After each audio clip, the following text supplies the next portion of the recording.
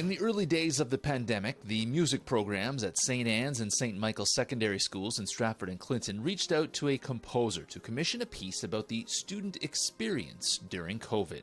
When everything got canceled, we had so much to look forward to, and all of a sudden it all just ended. Teachers thought they'd audition the piece in the fall of 2020 when the pandemic was over, but it wasn't over. On again, off again, classes and rehearsals continued for more than 2.5 years, and it seemed like the piece that was inspired by the students' ideas and feelings around the pandemic may never see the light of day. They felt awful. They couldn't see their friends. We had these plans, and then to see it come out and start again, it's been great. Just to see these back like it was, but it's been 5 years. Socially distanced parking lot rehearsals, Zoom calls, and finally in-person rehearsals, along with a lot of perseverance, has led to After the Silence finally getting a voice.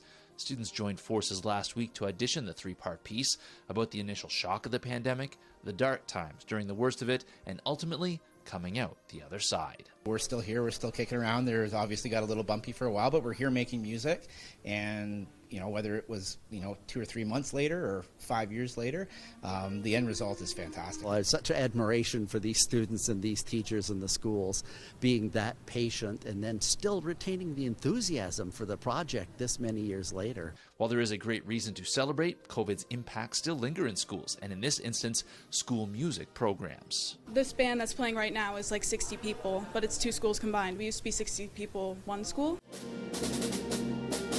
After the Silence will be featured at school concerts later this week at both schools and will be something the bands play at competitions, possibly for years to come. The pandemic, the shutdown, whatever it was, whatever we're feeling, art can put a voice to that. In Stratford, Scott Miller, CTV News.